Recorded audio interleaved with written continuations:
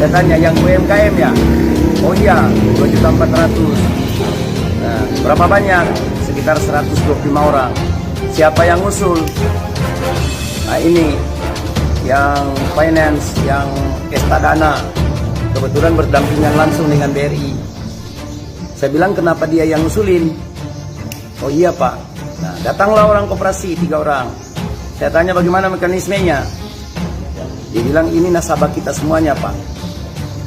Mereka ini kita pinjamkan uang, baru kita usulkan ke Kementerian Koperasi dan UMKM.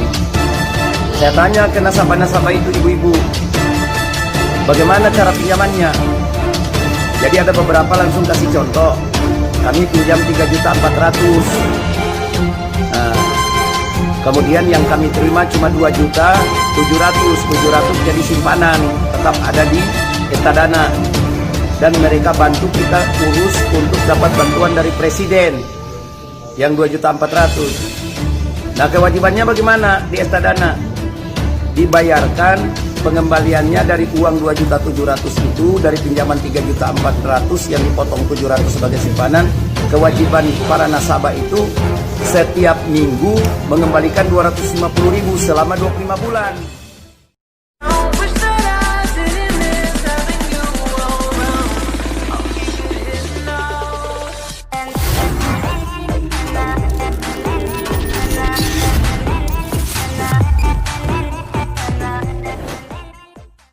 Bagaimana Pak Bupati, tadi waktu turun di BRI Kota Bunan tiba-tiba sempat ada marah-marah, itu kenapa Pak? Jadi gini, saya tadi kebetulan kunjungan dengan Pak Kapolres setelah habis apel untuk operasi lilin 2020, ya, Natal dan 2021 tahun baru. Kemudian kita jalan untuk bagi-bagikan masker ke masyarakat, bantuan dari Kapolda Sulawesi Utara. Kapolres bilang di BRI Kota Bunan itu banyak orang ngumpul. Saya bermaksud datang lihat kalau mereka pakai masker. Alhamdulillah mereka pakai masker. Saya tanya, ini ibu-ibu semuanya, ada apa? Mereka bilang mau terima bantuan dari Presiden. Saya tanya, yang UMKM ya? Oh iya, 2.400.000. Nah, berapa banyak? Sekitar 125 orang. Siapa yang usul? Nah, ini yang finance, yang Estadana, kebetulan berdampingan langsung dengan BRI. Saya bilang kenapa dia yang ngusulin? Oh iya Pak. Nah, datanglah orang koperasi 3 orang. Saya tanya bagaimana mekanismenya. Dia bilang ini nasabah kita semuanya Pak. Mereka ini kita pinjamkan uang, baru kita usulkan ke Kementerian Koperasi dan UMKM. Saya tanya ke nasabah-nasabah itu ibu-ibu, bagaimana cara pinjamannya? Jadi ada beberapa langsung kasih contoh. Kami pinjam 3.400.000. Nah, kemudian yang kami terima cuma 2.700.000. 700 jadi simpanan, tetap ada di Estadana. Dan mereka bantu kita urus untuk dapat bantuan dari Presiden yang 2.400.000. Nah, kewajibannya bagaimana di Estadana? Dibayarkan pengembaliannya dari uang 2.700.000 itu, dari pinjaman 3.400.000 yang dipotong 700 sebagai simpanan. Kewajiban para nasabah itu setiap minggu mengembalikan 250.000 selama 25 bulan. 25 bulan itu 6 bulan 1 minggu. Berarti yang dikembalikan total 6.250.000. Wah, saya kaget. Berarti uang bantuan Presiden untuk menghidupkan ekonomi kecil dan menengah oleh rakyat-rakyat ini yang kena dampak, uang itu tidak cukup menutupi bunga dari pinjaman dari yang diberikan Estadana. Pertanyaannya, kenapa niat Presiden yang begitu bagus untuk membantu rakyat, kenapa Menteri Koperasi dan UMKM sebagai pelaksana teknis tidak mempercayakan kepada pemerintah atau BUMN agar tidak ada potongan atau pembayaran bunga? Kalau di macam Estadana ini, mereka awali dengan pinjamkan dulu uangnya dengan bunga selama 6 bulan 1 minggu itu kurang lebih 131%. Ini akan bikin celaka ini orang-orang ibu-ibu susah ini karena ketidaktahuan dia dan dia terjepit dengan masalah modal, dia iya-iya saja. Nah, saya minta Pak Presiden, Bapak itu sayang benar sama rakyat. Saya bupati yang paling setuju ketika Bapak mengambil keputusan itu. Gelontorkan sekian triliun untuk menghidupkan ekonomi lewat UMKM. Karena UMKM itu menampung kurang lebih 80 sampai 90% tenaga kerja. Ini satu cara yang bagus. Tapi pelaksana teknis Presiden, yaitu kementerian, justru tidak melihat dampaknya. Ini kesekian kali para menteri melakukan kesalahan. Terus apa gunanya kita sebagai bupati, wali kota, dan gubernur sebagai perpanjangan tangan daripada pemerintah pusat, perpanjangan tangan dari presiden? Kami ini kan melaksanakan tugas konkuren. Apakah mereka itu yang di Estadana sebagai finance dengan suku bunga yang tinggi lebih tahu dan lebih sayang rakyat daripada kami? Ini kesalahan fatal untuk kesekian kalinya beberapa menteri yang kadang-kadang membuat satu kebijakan tanpa melihat dampaknya. Jadi sekali lagi saya menghimbau kepada Presiden untuk panggil lagi menteri, hentikan itu nama-nama yang diusulkan oleh usaha-usaha finance seperti Estadana dan sebagainya, koperasi-koperasi simpan pinjam dengan bunga yang tinggi. Karena mereka siasati dengan berikan pinjaman dulu. Karena kan itu nanti mereka usulkan nama-nama itu. Itu sekitar 120-an orang. Saya kaget tadi ini.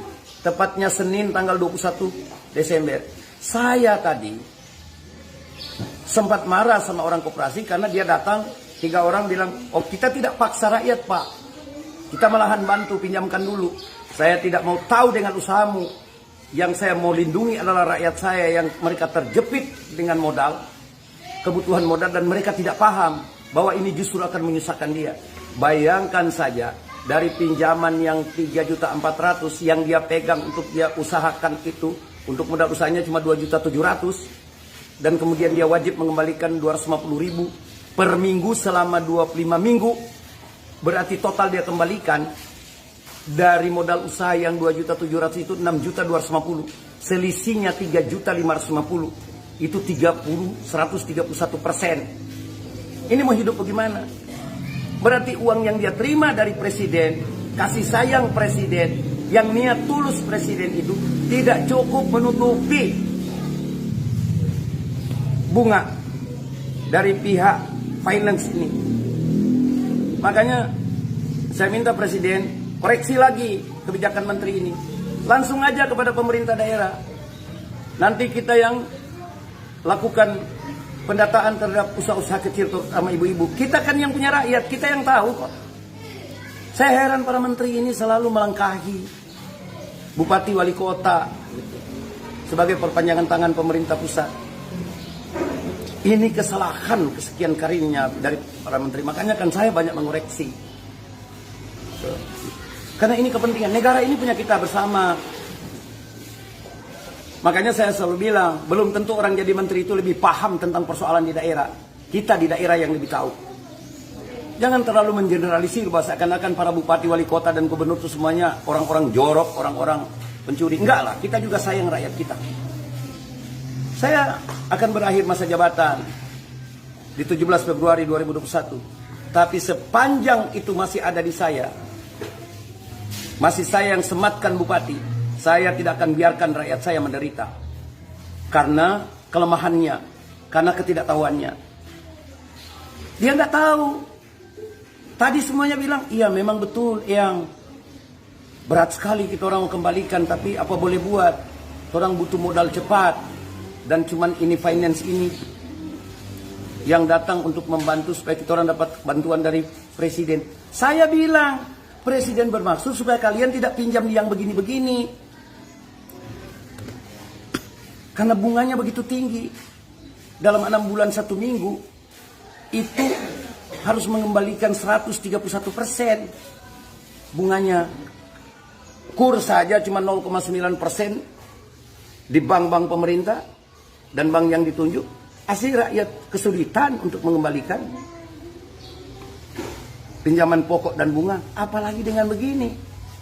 Sekali lagi saya minta Presiden, mohon maaf, saya mengagumi Pak Presiden, langkah pikir daripada Pak Presiden mencintai rakyat Indonesia yang dalam kesulitan akibat COVID-19. Jangan nanti ini Bapak mendapatkan laporan-laporan yang baik. Ini contoh, salah satu contoh di Bolak Mongondo Timur. Saya tadi tidak sengaja sebenarnya, kebetulan diajak Kapolres ke situ melihat orang yang pakai masker. Setelah ditanya ternyata menerima bantuan, tapi diurus, difasilitasi oleh finance yang namanya Estadana itu, yang sudah duluan meminjamkan uang ke rakyat dengan bunga yang tinggi. Jadi itu yang bikin saya naik pitam nih. Sampai sore ini saya masih marah sekali itu. Saya tidak mau tinggalkan rakyat saya sebentar. Mereka itu menangis karena terlilit hutang. Tugas kita bagaimana menjadikan rakyat bahagia, bukan harus kaya. Bagaimana rakyat bahagia? Rakyat bahagia itu bukan kaya, tapi dia mampu untuk menyelesaikan permasalahannya hari ini, dan dia mampu untuk memenuhi kebutuhannya hari ini. Karena tidak ada satu kepala pemerintahan dari zaman Nabi Adam sampai sekarang yang mampu membuat rakyatnya semuanya kaya. Tapi yang kita bisa upayakan membuat rakyat kita bahagia. Dan saya melihat itu yang diinginkan oleh Pak Jokowi. Jangan nanti keinginan Pak Jokowi itu disalah artikulasikan oleh para kabinetnya. Yang akhirnya uangnya nyasar, tidak ada manfaat buat rakyat. Itu dari saya.